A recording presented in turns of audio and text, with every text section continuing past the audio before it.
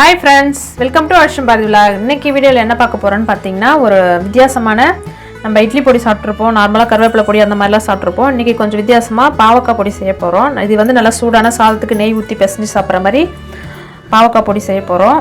இல்ல தோசை இட்லி கூட தொட்டுக்கலாம். அதுக்கு நான் வந்து ஒரு 3 பாவக்காய் போல எடுத்துர்க்கேன். காஞ்ச மிளகாய் வந்து ஒரு 15 எடுத்துர்க்கேன். உங்களுக்கு எவ்வளவு காரம் தேவையோ அவ்வளவு எடுத்துக்கலாம். கருவேப்பிலை வந்து ஒரு பொடி. தேங்காய் வந்து நல்லா இந்த மாதிரி பல்லு மாதிரி இது மாதிரி எடுத்து வச்சுருக்கேன். நம்ம எவ்வளோ தேங்காய் எடுக்கிறோமோ அவ்வளோ அந்த அளவுக்கு வறுத்த வேர்க்கடலை எடுத்துக்கேன். ஒரு 3 ஸ்பூன் போல் வெள்ளை எள்ளு, தோல் உரிக்காத ஒரு 10 பல்லு பூண்டு, ஜீரகம் 1 ஸ்பூன், புளி வந்து பார்த்திங்கன்னா நல்லா இந்த சைஸு. இதுக்கு தேவையான அளவு எண்ணெய், கொஞ்சமாக உப்பு. இப்போ நம்ம பாவக்காய் பொடி செய்ய ஆரம்பிச்சிடலாம். நம்ம வந்து பாவக்காவை கசப்பு இல்லாமல் இருக்கிறதுக்கு நம்ம எண்ணெயில் போட்டு ஃப்ரை பண்ணி எடுத்துகிட்டு அதுக்கப்புறம் நம்ம அரைக்க போகிறோம், பொடி பண்ண போகிறோம். அதனால் நம்ம இந்த சைஸுக்கு நல்லா கட் பண்ணி எடுத்துக்கலாம். இப்போ பாவக்காயெல்லாம் நல்லா கட் பண்ணி எடுத்தாச்சு. இப்போ நம்ம இதில் இருக்கிற விதையெல்லாம் எடுத்துடலாம். நம்ம வந்து வாரத்தில் பார்த்திங்கன்னா கசப்பு துவர்ப்பு எல்லாம் சேர்த்துக்கணும். இப்போ யாருமே அந்த மாதிரி சேர்த்துக்கிறதில்ல. இந்த மாதிரி பொடி பண்ணி வச்சுட்டா சாதத்தில் இது கசப்பாகவும் இருக்காது, சாப்பிட்றதுக்கு நல்லாயிருக்கும். நல்லா பாவக்காயில் நல்லா விதையெல்லாம் எடுத்தாச்சு. நம்ம அடுத்தது பார்த்திங்கன்னா மசாலா அரைக்கணும். பார்த்திங்கன்னா கொஞ்சமாக எண்ணெய் ஊற்றி நம்ம காஞ்ச மிளகாய் வறுத்துக்கலாம். நீங்கள் வறுக்காத வேர்க்கடலை எடுக்கிறீங்கன்னா வறுத்துட்டு அதுக்கப்புறம் காஞ்ச மிளகாய் வறுத்துக்கோங்க. நான் வறுத்த வேர்க்கடலை எடுத்துருக்கேன், அதனால் அப்படியே நான் டைரெக்டாக போட்டுக்குவேன். மிளகாய் பார்த்திங்கன்னா நல்லா வறுபட்டுச்சு, எடுத்துக்கலாம். பார்த்திங்கன்னா நம்ம கட் பண்ணி வச்சுருக்கேன் தேங்காய் லைட்டாக வதக்கிக்கலாம்.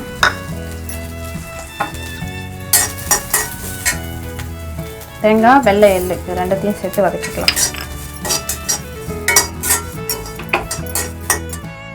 இப்போ பார்த்தீங்கன்னா எள்ளும் தேங்காயும் நல்லா வதங்கிடுச்சு. எள்ளு வந்து பார்த்திங்கன்னா நல்லா புரிஞ்சு அந்த வாசனை, எள்ளோட வாசனை வரும். அதிலே பார்த்திங்கன்னா புரிஞ்சிருச்சுன்னு தெரிஞ்சுக்கலாம். அதே வானலில் பாவக்காயை வறுத்து எடுத்துக்கலாம். அப்படியே பாவக்காய் வந்து நம்ம பொடி பண்ண போகிறோம், அதனால் கொஞ்சம் முறமுறப்பாக இருந்தால் தான் அரைக்க முடியும். அதனால் கொஞ்சம் எண்ணெய் கொஞ்சம் ஜாஸ்தியாகவே சேர்த்துக்கலாம்.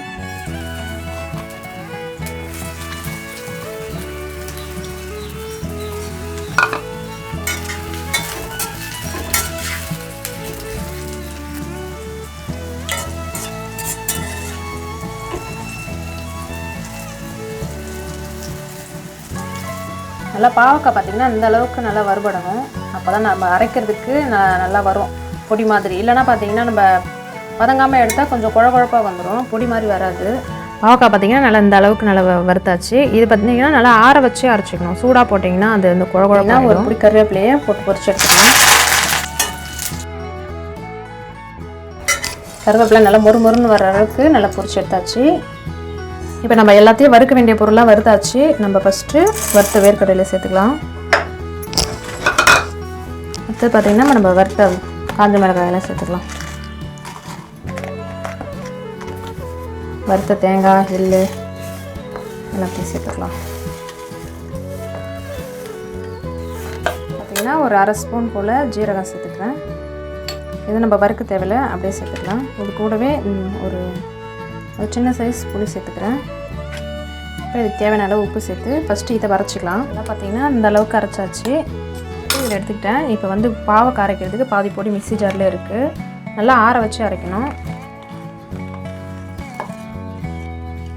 தனியாக அரைச்சிங்கன்னா பாவக்காய் வந்து கொஞ்சம் பொடியாக வராது, குழகுழன்னு ஆகிடும். அதனால் இந்த பொடி வச்சு தோல் உரிக்காத பூண்டு இதை சேர்த்து இப்போ அரைச்சிக்கலாம். பார்த்திங்கன்னா பாவக்காய் நல்லா கொஞ்சம் குறப்பாகவே இருக்கட்டும். இந்த பாவக்காய் பொடி பார்த்திங்கன்னா நம்ம வந்து வேர்க்கடலை, தேங்காய், எள்ளுலாம் சேர்த்து அரைக்கிறதுனால இதில் கொஞ்சம் கூட பாவக்காவோட கசப்பே தெரியாது. லாஸ்ட்டு நம்ம பாவக்காவை அரைச்சதையும் இது கூட சேர்த்து நல்லா மிக்ஸ் பண்ணிக்கலாம். இப்போ நம்ம பொரிச்சு வச்சுருக்க கருவேப்பிலை மேலே சேர்த்துக்கலாம்.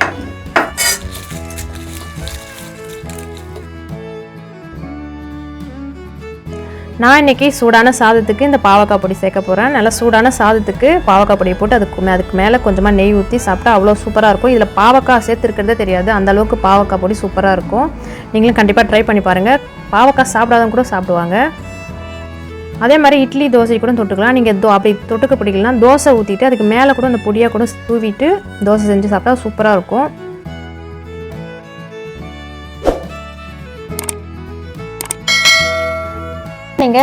நீங்களும் இதே மாதிரி ட்ரை பண்ணி பாருங்கள். பாவக்காய் சாப்பிடாதவங்க கூட விரும்பி சாப்பிடுவாங்க. இந்த மாதிரி பொடி செஞ்சு பாருங்கள். இந்த வீடியோ பிடிச்சிருக்குன்னு நினைக்கிறேன். இந்த வீடியோ பிடிச்சிருந்தா மறக்காமல் அஷ்வின் பரத்வாஜ் சப்ஸ்கிரைப் பண்ணிடுங்க.